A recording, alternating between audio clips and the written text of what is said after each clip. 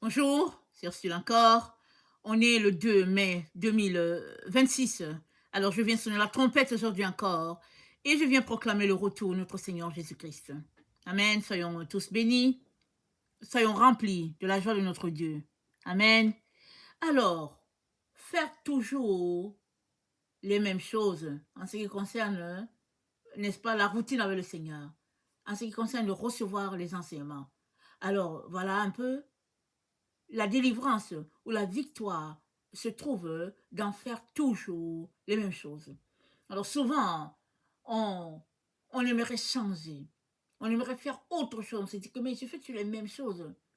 Je fais toujours les mêmes choses depuis que j'ai grandi dans un milieu où on lisait la Bible à la maison, et puis c'est les mêmes chapitres, c'est les mêmes versets, et puis on fait toujours les mêmes choses. On peut réfléchir comme ça. Mais dans Philippiens 3, le verset 1, voilà ce que notre Dieu nous dit.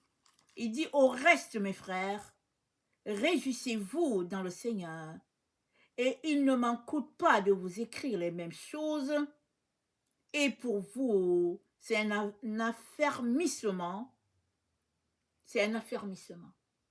Je me lasse pas de vous écrire les mêmes choses, n'est-ce pas? Ça c'est dans la version de Taube, dans la version, dans la version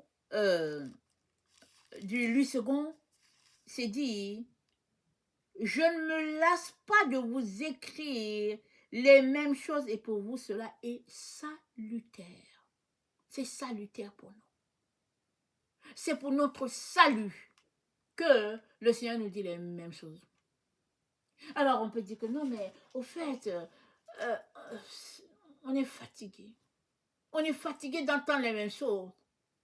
Mais la puissance de Dieu se retrouve à te répéter les mêmes choses pendant des années. Pourquoi? Parce que la parole de Dieu, c'est ça qui nous soutient. Et Dieu n'a pas changé, sa parole n'a pas changé. Elle est la même parole que Dieu nous donne comme il la donne au ciel. Et la Bible dit, la parole de Dieu, elle est 7 fois éprouvée. C'est-à-dire que le Seigneur peut prendre le même verset, il te le donne aujourd'hui, et puis demain il va prendre le même verset, il va te donner autre chose avec une coche supérieure au-dessus. Après demain il va prendre le même verset et puis il va te donner toujours la même parole, et il va encore la parfaire, c'est-à-dire 7 fois. C'est ça que c'est dit, 7 fois. Alors, si tu te lasses de d'être à étudier les mêmes paroles, à entendre les mêmes choses, arrête-toi et vérifie si tu es encore en amour avec le Seigneur. Parce que très très souvent, quand on est fatigué d'écouter la même parole, c'est que on cherche autre chose ailleurs. Et, ou bien on a un vide en nous, on cherche quelque chose qu'on n'arrive pas à trouver, et puis là finalement même la parole nous énerve, et puis on trouve que non, mais vraiment c'est toujours les mêmes choses, on veut autre chose. Alors il y a plusieurs enfants de Dieu qui ont marché avec le Seigneur, main dans la main, ils ont voulu autre chose, ils se sont retrouvés, n'est-ce pas, à ouvrir les églises là où il n'y a que de l'hérésie, ils se sont retrouvés à être égarés de Dieu, ils se sont retrouvés à mettre en place un type d'évangile à double voix, tout simplement parce qu'ils étaient tannés, excusez-moi le terme, ils étaient fatigués, n'est-ce pas, de la base, ils voulaient autre chose, et puis l'ennemi leur a servi autre chose. Amen. Et aujourd'hui, le Seigneur nous dit, c'est salutaire pour toi et moi de recevoir toujours les mêmes paroles de notre Dieu. Et parce qu'en plus, dans l'enseignement, la répétition est une vertu.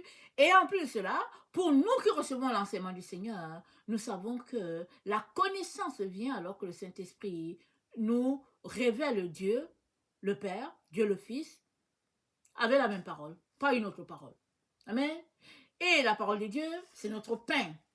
N'est-ce pas? C'est ça qui nous soutient. C'est notre repas. Alors, si c'est le repas que tu dois manger, ça change quoi? Si c'est servi sur un plateau en carton, si c'est servi sur un plateau en argent, si c'est servi sur un plateau sur une feuille de bananier, ce qui est important, c'est que la parole, elle vient pour te nourrir. Et le reste, n'est-ce pas? Rends grâce à Dieu de ce que aujourd'hui il a pu te servir la parole sur un plat en argent ou bien une céramique, rends grâce à Dieu. Mais ne te concentre pas à chercher les contours de ce qui se trouve dans ton assiette alors que Dieu t'a servi à manger. Célèbre Dieu de ce que tu as la nourriture. Rends-lui grâce de ce que il a veillé, il s'est assuré que tu aies à manger. Parce qu'il y a des gens sur la terre qui n'ont pas à manger. La vraie nourriture, c'est-à-dire la nourriture qui nous soutient, ils n'ont pas à manger. Mais aussi, ils n'ont pas la parole de Dieu. Parce que soit on leur donne, n'est-ce pas, une parole d'un prophète, ou bien même ils sont chrétiens. Ils n'ont même pas la possibilité de tomber sur un verset biblique à quelque part parce qu'ils sont persécutés. Alors, la parole de Dieu est là, à ta portée, célèbre le Seigneur. Rends-lui grâce pour cette bénédiction. Alors, c'est dit dans Philippiens 3, au verset 18, puisqu'on est dans notre texte de Philippiens 3, au verset 18, c'est dit, car il est plusieurs qui marchent en ennemis de la croix de Christ. Je vous en ai souvent parlé, et j'en parle encore maintenant en pleurant. Leur fin sera la perdition, ils ont pour Dieu leur ventre, ils mettent leur gloire dans ce qui fait leur honte, ils ne pensent qu'aux choses de la terre. On vient d'en parler. Des gens qui ont marché avec le Seigneur main dans la main, et finalement ils se sont retrouvés pris dans toutes sortes d'évangiles de prospérité et tout ça autour de nous. Finalement, hein, ils se sont retrouvés, n'est-ce pas, à être égarés. Alors, le Seigneur vient nous répéter aujourd'hui, ne te lasse pas d'entendre les mêmes choses. Évidemment, je ne suis pas en train de pointer les gens, là, ceux-là qui sont égarés pour dire, ok, voilà ce qu'ils ont fait. Pas du tout. C'est juste pour prendre un exemple dans ces choses-là qui pourraient nous arriver si on ne fait pas attention. Parce que la Bible dit que celui qui est debout fasse attention. Donc, tout le monde pourrait tomber. Et le Seigneur vient aujourd'hui pour nous dire, ne te lasse pas d'entendre les mêmes choses. Ne sois pas fatigué d'entendre la même parole, la même prophétie, ne sois pas fatigué. Célèbre Dieu du fait que cette prophétie que tu as entendue, exemple, il y a tant nombre de jours, Dieu te le ramène encore à l'oreille. Arrête-toi pour dire, Seigneur, est-ce qu'il y a quelque chose en particulier que tu veux me dire ici que je n'ai pas encore saisi? Seigneur, viens et nourris-moi. Et le Seigneur va venir et il va te combler. Alors, ici, le frère nous dit, n'est-ce pas? Il y a plusieurs qui marchent en ennemi de la croix. Comment le sauras-tu? Tu le sauras alors que tu plonges le regard dans la parole de Dieu et la parole de Dieu te donne de discerner clairement comment Dieu parle. Et lorsque l'autre qui vient dans le but de te tromper te parle de Dieu, en toi, ça titille. Parce que c'est l'esprit qui est en train de t'envoyer des codes négatifs pour dire fais attention à cette personne. Fais attention à son enseignement. Fais attention.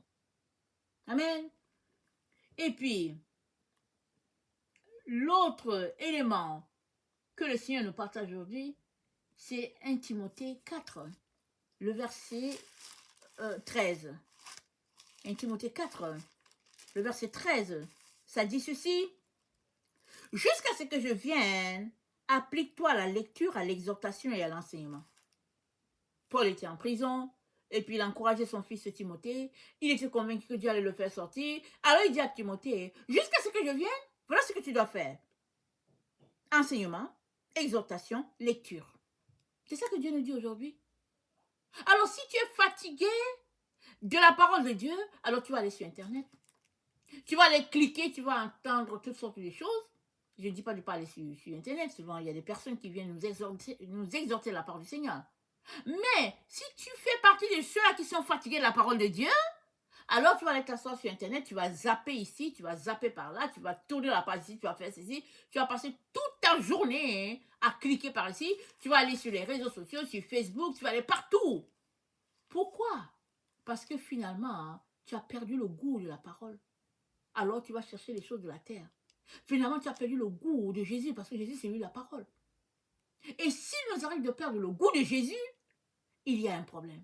Retournons au pied de la croix pour pleurer, n'est-ce pas, pour demander au Seigneur de nous venir au secours, parce que Jésus-Christ, c'est lui qui t'a racheté, c'est lui qui est amoureux de toi, et tu ne devrais pas te lasser de lui.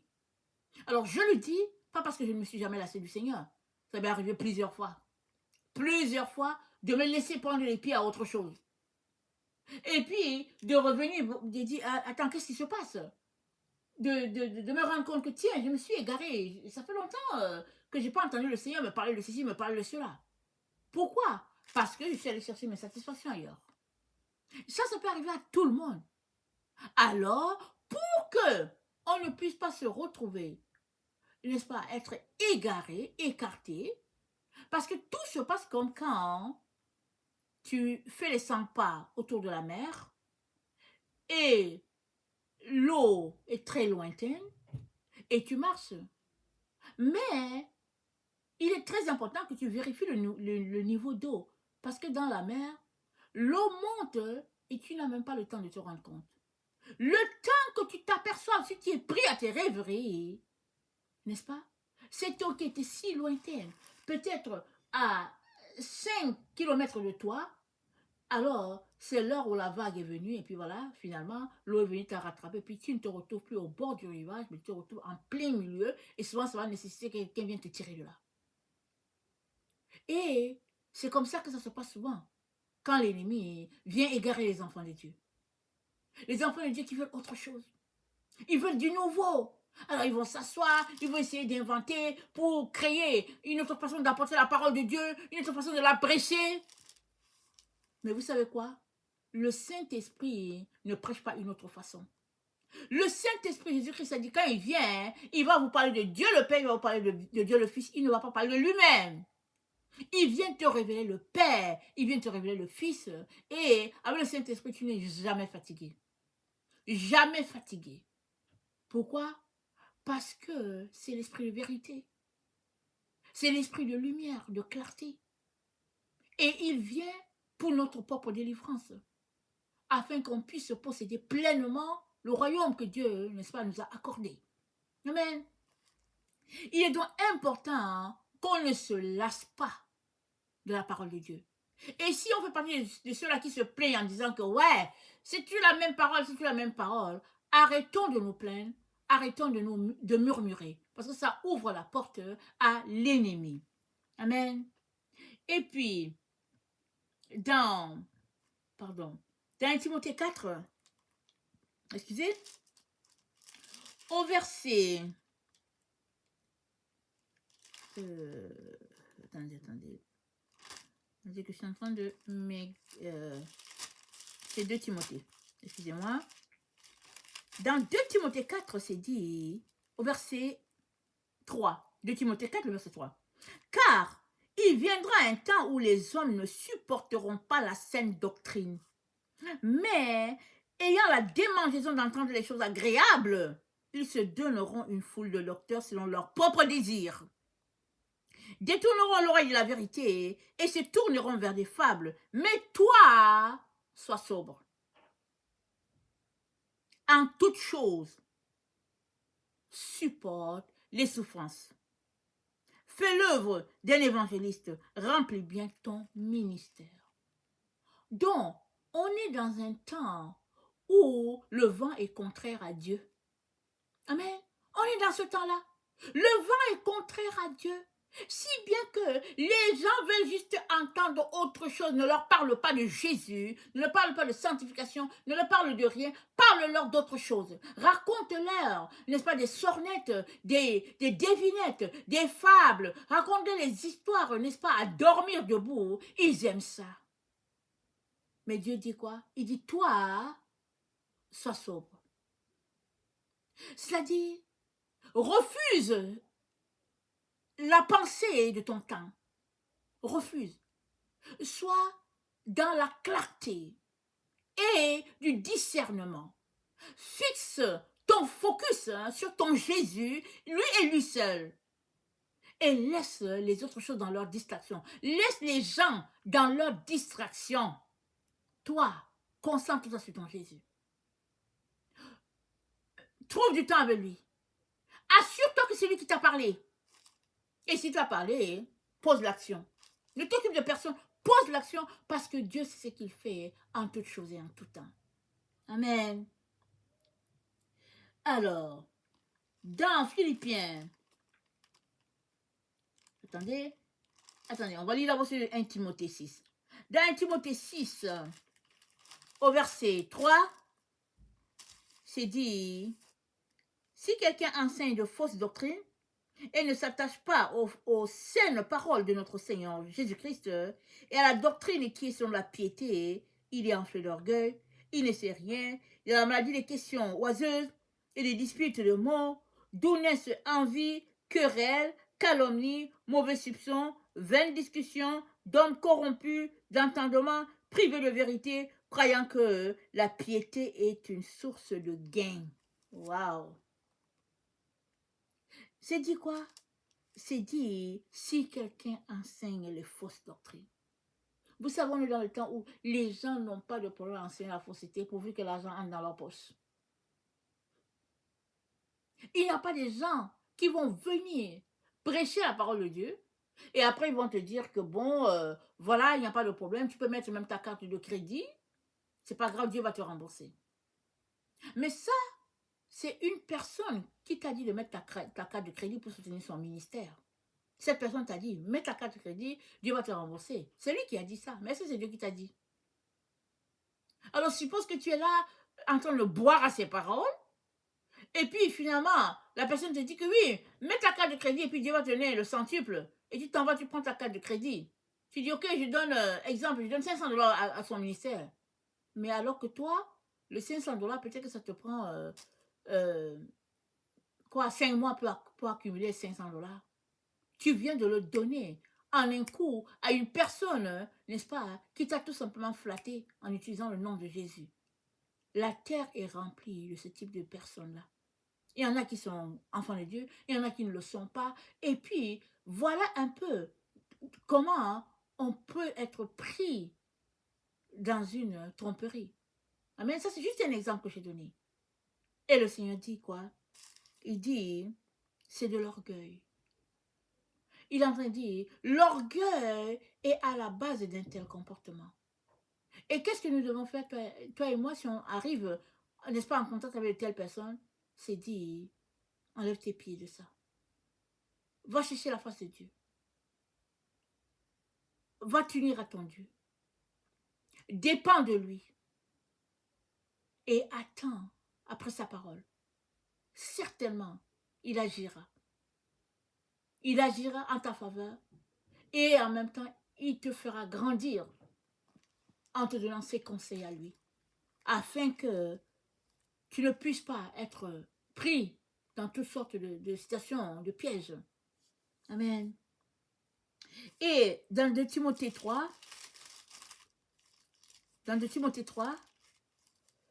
au verset 14, c'est dit, toi, demeure dans les choses que tu as apprises et reconnais certaines, sachant que tu les as apprises dès ton enfance. Tu connais les saintes lettres qui peuvent te rendre sage à salut par la foi en Jésus-Christ. Toute écriture est inspirée de Dieu, utile pour enseigner, pour convaincre, pour corriger, pour instruire dans la justice. Toute parole, n'est-ce pas, est faite, la parole de Dieu, elle est faite pour instruire, pour enseigner, pour corriger, pour, n'est-ce pas, convaincre. Dans la justice, c'est ça que la parole, c'est pourquoi Dieu nous donne sa parole. Et toi, c'est dit, demeure dans les choses que tu as apprises. Alors, si tu es né dans un milieu chrétien, si tu as donné ta vie à Jésus-Christ depuis longtemps, c'est dit, demeure dans les choses que tu as apprises. Ne va pas ailleurs. N'essaye pas de trouver autre chose qui va te chatouiller les oreilles. Demeure dans ce que tu as appris. Et si tu ne les as pas encore appris, alors voilà le temps pour toi de donner ta vie à Jésus-Christ. De l'inviter à venir être ton sauveur et ton maître. Et ton nom sera inscrit dans le livre de vie de l'agneau. Et le Seigneur va t'aider à marcher dans la vérité et la transparence. Il va marcher devant toi pour te conduire, pour t'instruire et pour te donner. Alléluia. D'être ancré dans la parole. Parce que vivre de la parole, c'est comme aller à l'école. Seulement qu'aller à l'école, on a le primaire, on a le secondaire, on a l'universitaire, et puis à un moment donné, on arrête l'école. Mais avec Dieu, on n'arrête jamais l'école. Mais ce n'est pas une école qui est calvaire. C'est une école qui nous apprend à connaître Dieu. Et toute la connaissance qu'on accumule de Dieu ici sur la terre ne sera pas perdue parce qu'on va arriver au ciel. Non. Au ciel, ça sera juste la suite de ce qu'on a appris sur la terre. C'est tout, à un niveau beaucoup plus perfectionné. Alors, il est important, mes chers frères et chères sœurs, que on puisse demander pardon à Dieu. Si on fait partie des gens qui sont lassés de la parole de Dieu, il est important qu'on demande pardon. Et puis, qu'on demande au Saint-Esprit de souffler en nous, n'est-ce pas, ce désir de parole de Dieu encore et encore. Et il est important qu'on ne sorte pas des balises, des limites, n'est-ce pas, que Dieu nous a données. Et quelles sont ces limites? Il a dit, n'est-ce pas, de retourner sur l'ancien sentier. Il dit, demandez, quel est l'ancien sentier? Il dit, marchez-y et vous trouverez du repos pour vos âmes. Le repos, ce n'est pas sur notre nouvelle façon de faire. Où les hommes viennent, ils disent que ouais, il faut faire ceci, il faut faire cela, il faut faire... Non, non. Le repos que Dieu nous donne, c'est sur l'ancien sentier que Dieu lui-même avait déjà tracé, et c'est le sentier où on adore Dieu en esprit et en vérité. C'est le sentier où on est soumis à notre Dieu et que on marche dans la sagesse de Dieu, on marche dans son intelligence. Parce que c'est ça que la parole de Dieu dit. Dans Proverbe 3, il dit, venez, vous qui voulez de l'intelligence, vous qui venez de la sagesse, venez, venez, venez à Dieu et il va vous la donner. Amen. Que le Seigneur bénisse sa parole et que il nous fasse la grâce de toujours aimer la parole et de demeurer à son écoute, à son enseignement, ne désirant pas qu'une autre personne, un autre esprit nous enseigne autre chose qui chatouille nos oreilles. Non, non, ne désirons pas ça. Prenons toujours la parole telle qu'elle est. Et là où il y a l'Esprit de Dieu, il y a la liberté. Le Seigneur va nous visiter et il va nous éclairer et il va nous donner, n'est-ce pas, de pouvoir grandir et devenir des personnes matures qui pourront aussi encadrer d'autres personnes. Amen. Que le Seigneur bénisse sa parole et que sa joie soit notre force en ce jour. Amen. Et alléluia, sont tous bénis. Amen.